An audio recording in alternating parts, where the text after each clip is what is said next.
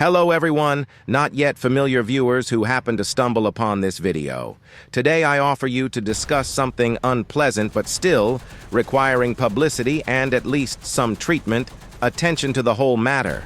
Of course, I'm talking about the problems that have appeared, or rather that the new patch has brought us. I think enough time has passed since the last update for Snail to fix all the flaws, bugs, and things that it initially, well, let's just say, didn't notice. So my conscience is clear. But come on, let's talk. And also in the background, let's talk about the new combat ratings have been announced, which, as always, are causing a lot of controversy. There's a lot to talk about. Well, and the first thing that's been touched on is, of course, the deterioration of projectiles. Snails are very fond of reducing damage in every possible way, preventing lucky shots and quick bursts. This time, they touched our APCs. So, how did they nerf them? Well, we have volumetric projectile mechanics. It prevents us from, shall we say, aiming at vulnerable areas. Recently, we've had all sorts of impenetrable targets, and there's a shitload of them. Well, plus unsynced, that is quite a lot of random moments that cut your shooting accuracy. And added one more thing, not shootable new trees, yes. We first removed the shootability of some objects, then removed shootability of thin walls of huts and any created from hay and clay buildings. And now they have taken away the ability to shoot at trees. This is very disturbing, tense, and in every way creates, in general, unpleasant situations. After all, it is necessary not only to calculate in your head, Aboba, how it will work. Now you also need to take into account the trees in the site. Realizing that there is some damn tree, pine, or birch calmly takes and removes damage APCBC. No, perhaps historically realistic, and from the point of view of realism, it is as it is. But let's not forget we have a third-person game where a tank repairs a track in 18 seconds. As in, let's not be selective. If we're all in favor of simulation, then, well, let's be like that everywhere. I mean, let's do normal damage, let's do normal repairs, maybe change the camera somehow. But no, we're selective. And now another suppressor of skill in terms of shooting. Trees interfere with aiming tanks. And there are a lot of trees on the maps lately. There always have been. What is a War Thunder map? It is a field which is now very popular trenches for tanks made just like in life for infantry, and a bunch of crap in the form of trees and textures. So, where you don't shoot, there's a tree. Was it adequate to take away the ability to shoot through trees? Of course not. Another suppressor skill, well, and the next already, if the tree's okay. From the point of view of realism, perhaps it is so that their APCBC with a delicate fuse, it will explode, and in the tree-thick, fat old tree. But how do you explain from a historical standpoint or from a realism standpoint the fact that we started having red cannon? Yes, that's right. Broken barrel, which since recently you tried to still break, because you, hitting the barrel of the tank, the damage may not pass from the Aboba shell dissolves, and the gun in the end is not broken. But the Snail goes further in its desire to increase the time to kill. If you break the gun to protect yourself, the gun now has a chance of firing. And believe me, it has a chance much higher than your broken barrel. At first, it seemed like a bug, like it was a fluke. But no, the Snail has specifically reduced the chances of you crit tanks. Because before, the yellow gun did not shoot. Then the orange one wouldn't fire. And now the red one is firing. And soon the black cannon will be able to fire. I'm sure that some ATGM on a Soviet MBT will shoot. But not only barrels are affected by this random. The Snail has gotten to the breach. And it's exactly the same shit there now. If once there was a breach, if it was made yellow, and you fired from it, your tank exploded, detonated shell inside the breach. They removed it. Well, kind of toxic. People can kill themselves, but that's not historical or realistic. Then, let's make it so only the orange breach doesn't fire. Yeah, that breach was just breaking down. So now with orange breach still shoots. Not only with orange breach, but also with red breach in this patch. But not just with the red breach, even with the black breach. I've been getting killed this way in this update. So then what's the point of this whole module system with breakables, with being able to break these modules using such a damage model in your gameplay? What's the point of that? You and I saw how snails took damage on engines. You and I have witnessed the engine stop firing more than once, and now we are watching a black breach firing quietly. And a red gun doesn't mean it's knocked out. And even if you hit even the muzzle brake, it's not a fact that you broke the barrel because the shell can disappear. How long? I mean, here. You see the paradox. Here is this selective realism. The muzzle brake hits the tree. The damage disappears. But the red, breach, or black is the norm. Just because it shoots. You either stop changing your mind so often, or put on clean underpants, as they say. These double, triple, quadruple standards, they're kind of annoying. Well, seriously? Well, it's already absurd. Why did you create this whole modular system if it doesn't work or works randomly? And it's really very sad because another hardcore component of the game, another moment, a really fair moment we have cut out of War Thunder and used as a suppressor of skill. Not cool, in my opinion.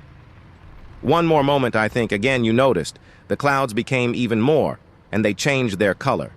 Where before the sky was all white clouds, now it's black.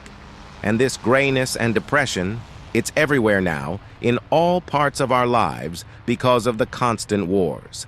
Now it's depressing in War Thunder, too. I can see why it's all done, can't you? So the clouds are added to reduce the effectiveness of the attack aircraft. And it works. That's a fact. Attack aircraft have a harder time finding targets. They need to go lower to hit tanks. And it works. It works.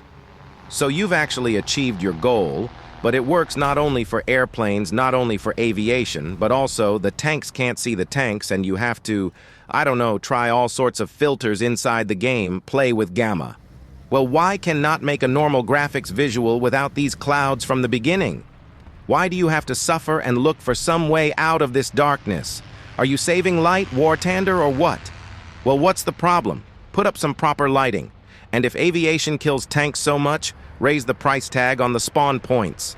Your weather works both ways, for tanks and aviation. I don't mind the clouds, let them be for a change. But when almost all the time you have this grayness strains and drives you into a kind of dreariness. Further already, perhaps, subjectively, because I'm literally freaking out from this damage. But it seemed to me that the damage of kinetics, or rather APFS-DS, once again reduced. Here you are shooting some Leopard 2. I mean, there's no anti-shrapnel rebounds. Leopard 2 certainly doesn't, but there's no shrapnel. I mean, the projectile goes through like a needle and moves on. But it's not HETFS, it's APFS-DS, traveling at a speed of 1,500 meters per second, and there's a very large shrapnel cone. Well, please write it down here. How did you feel? It seems to you that it was reduced, because perhaps this is already my subjectivity and I'm literally freaking out from this total random. Your opinion, of course, is very important in the comments. And let's finally discuss the change in BR. It's not all bad. I can't say it's another bullshit. It's total. Bullshit, but not total. What's adequate? Well, like the L-62 Anti-2 combat rating up, well, it's one of the strongest anti-aircraft guns. Very strong thing. Is it logical to raise the BR? Makes sense. Raise the BR of the T-34 early, on which just maximizes the work. Volumetric shells saves them from moments when they should be penetrated by long-barreled 75mm guns. They don't need to raise their BRs. Well, something has to be done about them. Of course, it's not with the BRs, but we'll get to that later. All right, we'll raise the BR. That seems adequate. Should we raise Fox's battle rating? Well, the car's clearly out of shape, let's put it that way. Well, it's a little too unbalanced. Should we do something about it? Yes, we do. Well, and that's where, like, something more or less adequate ends, because we see the change in combat rating, the increase in M18, which, well, more or less in balance, they have a problem with survivability overestimated.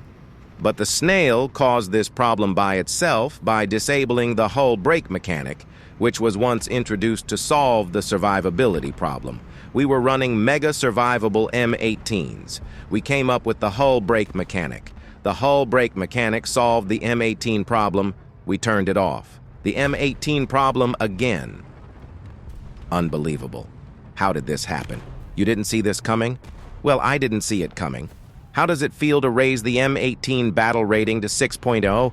Does it make sense? Very logical. Reducing the BR rating of the M42. This is such an anti-aircraft gun, which quietly drives, kills tanks, shoots down airplanes. It has the speed of aiming as a top anti-aircraft gun. Should it be reduced in battle rating? It doesn't, but for some reason they're touching it. What about raise BR of legend like the Super Hellcat, which is at 6.3 after nerfing its engine? Is the Super Hellcat an unbalanced now? No, it's a fairly balanced vehicle that, yes, if outclassed, can make a mess of things. It has a good APC-BC, but you still need to aim. But at the same time, any hit on you is a one-shot. You are quietly destroyed by artillery, you are killed by airplanes in the roof. He is more or less in balance. Why throw it against IS-4 or IS-6? What can he do against these machines? Tell the Super Hellcat what to do. But no. Let's go back to Fox. Give him a 7.7. What's that going to change for Fox? It won't change shit because it's toxic. A small machine that can kill basically any vehicle on the board at a 7.7 combat rating. There'll probably be more cars that the Focus will have an easier time with. Nothing much changes. And why is that? Because this vehicle is conceptually redundant in War Thunder, and it can be balanced by, I don't know, lowering damage. But again, this is an attempt to remove damage, which, let's say, is more suitable for our competitors' World of Tanks than the most realistic game in the world about tanks, War Thunder. It's also called the Simulator. Increasing the combat rating of the BMP-1, she worsened the shell damage, she worsened the controllability of the ATGM, which also will not help, and they send her to 8.0. How will you like to play on the BMP-1 against 9.0 tanks? On the first BMP-1 without stabilizer, without a normal ATGM, no damage, no shit, but at the same time still on 6.7 Swedish BMP without ATGM. Which I will tell you a secret, for shit is not needed. BMP-1, ATGM after its deterioration. Piece of shit, he is not needed, but the Swedish on 6.7 and the Soviet, German, and Chinese goes to 8.0. And what the fuck? An ICA V91 is on 8.0, which is too strong. No, there's a problem with damaging it. But nobody's solving that problem. You see what I'm getting at? It's been a problem for a while now. Problems that are in-game related to mechanics failing their presence. A BOBS or the lack of hull brake, problems with what BR tanks fight in, the concept of the machine. So you have to think initially what you are introducing, right? All these problems that arise from not very competent, I don't know, management, what to call it. They are all trying to solve them with battle ratings, creating a mess of tanks. And that's what's been going on lately. Well, why not solve these problems inside and the sources of these problems? And for this, you need to play. For this, you need to understand what is wrong with this or that machine. You need to feel the game not only in terms of stats, numbers, or closed development server. You need to feel it. You need to listen to its community. You need to know its randomness. And in the Snail Studio, there are no such people left, or there never were. Developers, please play the game. Well enough of yourself. Stop making clowns of yourself with such changes in battle rating. Seriously, it's not like it's increasing the confidence of the audience, quite the opposite. Because already, well, it seems to me every person who has played a year may wonder how come. I don't understand. I don't understand, and I will never understand. There is a problem, it can be solved. You can change anything inside the game, but you won't come out as clowns, you won't lose faith in yourself.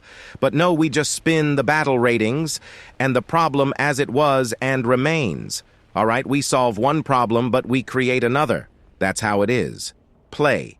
If you can't play, hire someone to play. You don't have enough time, so hire some people who know the game better than you. Can't we hear you? It's like that. Well, a little bit I poured out my soul, my thoughts. You write your opinion on the problems of the game. I think these videos should be made anyway. Not every video is a whining about problems. But problems should be solved, not accumulated. That's the way it is. I wish you all happiness, good health, and let the war be only in war thunder.